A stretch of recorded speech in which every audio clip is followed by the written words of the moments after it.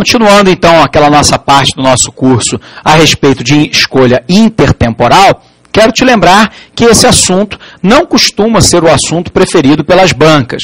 Mas da mesma maneira, né, que nós havíamos dito, por exemplo, em relação à oferta agregada e à demanda agregada, quando muitas vezes esse assunto cai, né, ele acaba sendo decisivo na pontuação que eventualmente você tenha que fazer para a sua aprovação. Portanto, nós já tínhamos dito isso em oportunidades anteriores, não despreze qualquer tópico da matéria, ok? Vamos lá então para a nossa aula de número 2, de economia intertemporal. Então, quero lembrar a você, né, que quando nós estamos falando a respeito de um modelo de economia intertemporal, óbvio que isso implica o modelo da escolha. O trade-off, consumir mais no presente, né, e consumir menos no futuro, ou poupar mais no presente para consumir mais no futuro. Então, no modelo de decisão intertemporal entre dois períodos, nós vamos estudar como os consumidores fazem as suas escolhas entre o presente e o futuro. Quando se decide gastar hoje, em vez de guardá-lo para o futuro, você está tomando, portanto, uma decisão que nós chamamos de intertemporal.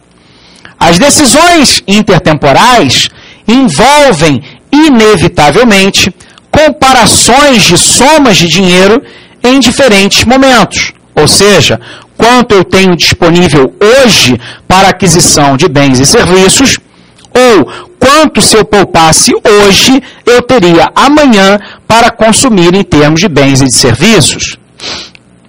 Para nós podermos, então, comparar esses montantes em diferentes períodos do tempo, nós temos que trazê-lo, todos eles, para o momento presente, utilizando um método que nós chamamos do valor presente.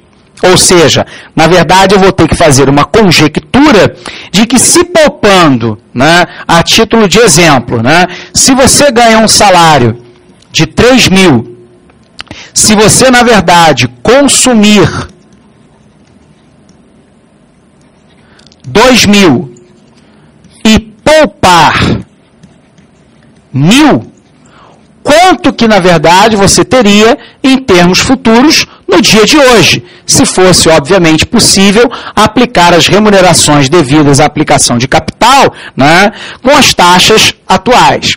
Bom, se assim é, nós vamos começar com um modelinho aí muito simples, né, para a gente poder entender. Então, a gente vai começar com um modelo financeiro, né, que afirma o seguinte: suponha que existam apenas dois períodos.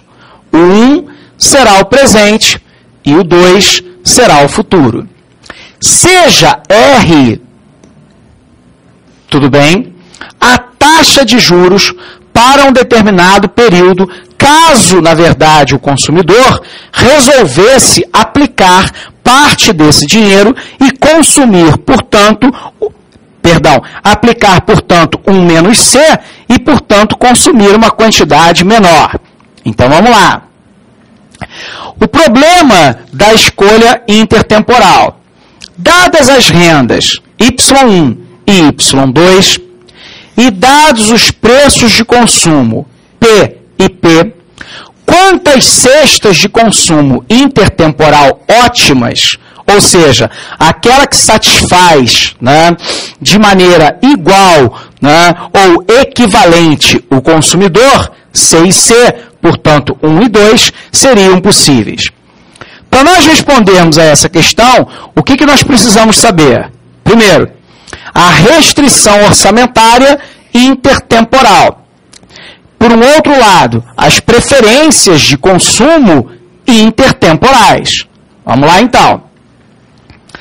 Dadas suas dotações em termos de renda presente e futura, portanto, Y e Y, e os preços P e P, quais são as cestas 1 e 2 de consumo intertemporal disponíveis para o consumidor?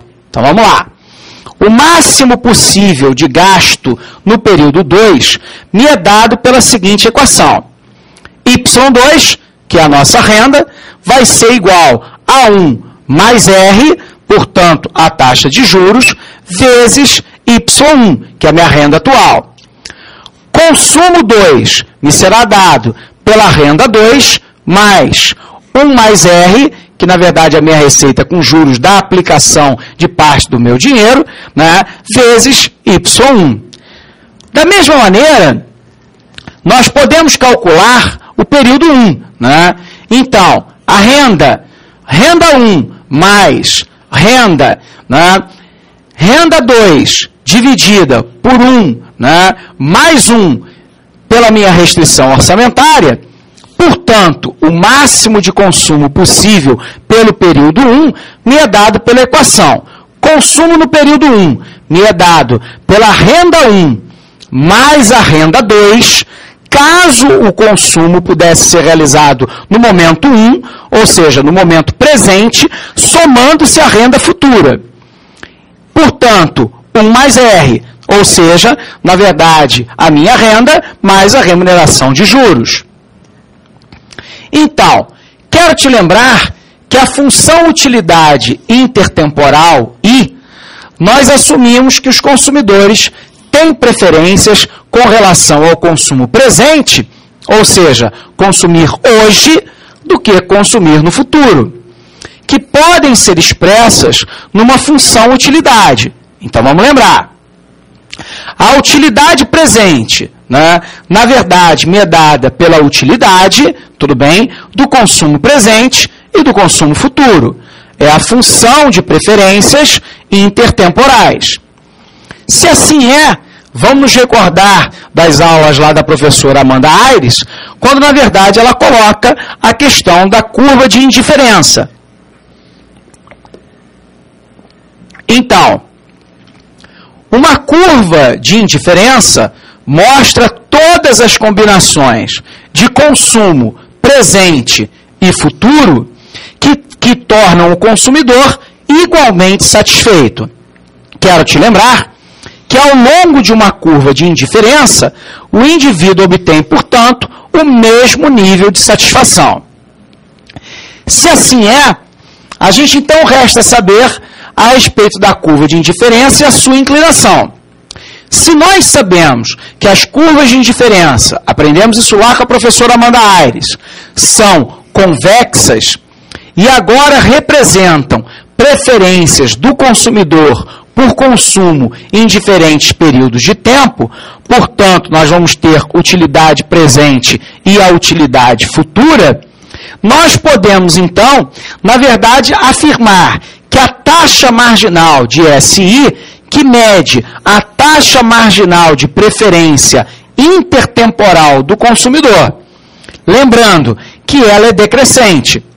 A maioria dos consumidores são do tipo impaciente, como é o caso, por exemplo, aqui, né, do responsável pelo nosso estúdio, o Vitor. Ele é um consumidor impaciente. Né? E, ao longo de uma linha de 45 graus, nós temos que a sua inclinação me é dada por A maior que 1. Bom, o que isso significa sob o ponto de vista gráfico? Né? Então, a taxa marginal, né, na verdade, me mostra, ela determina o formato do consumo com a curva de diferença, consumo 1, faça uma correção aí por gentileza, o consumo 1, e a curva de indiferença entre os dois, o consumo, portanto, presente e o consumo futuro.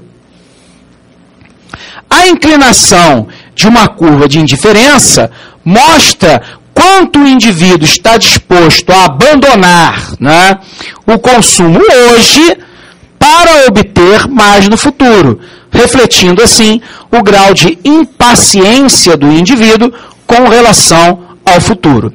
Então, se nós pudéssemos jogar isso sob a forma de gráfico, o que nós teríamos? C1 é o quê? O consumo presente. C2 nos mostra o quê? O consumo futuro.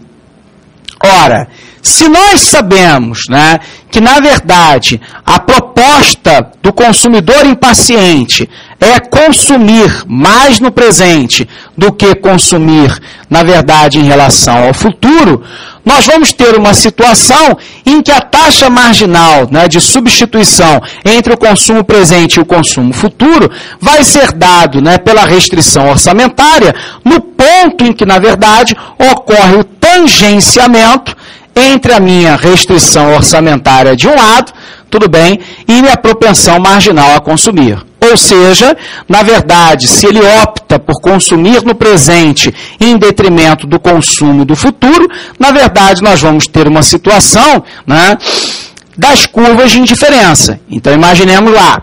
Imaginemos que eu tenha a utilidade 1, e aí você se recorda que a utilidade 1 é no momento presente. A utilidade 2, né, é o futuro. Qual é a situação? Quando, na verdade, ele opta, né, por consumir no momento presente, significa dizer que ele vai ter uma utilidade igual a 1. Ou seja, eu vou, num primeiro momento, né, consumir uma quantidade maior no presente em detrimento de uma quantidade menor em termos de futuro. Ok? Isso porque a utilidade 2, que é a futura, ela está à direita da curva de utilidade 1. Portanto, a gente vai poder perceber que, gastando mais no presente em termos de consumo, eu vou consumir, na verdade, menos no futuro. E se, na verdade, eu poupar mais no presente, a tendência é de eu consumir mais em termos futuros. Ok? Muito bem. E aí a gente começa, então, a delinear, na verdade, a nossa economia intertemporal. Ok? Forte abraço e até a nossa próxima aula.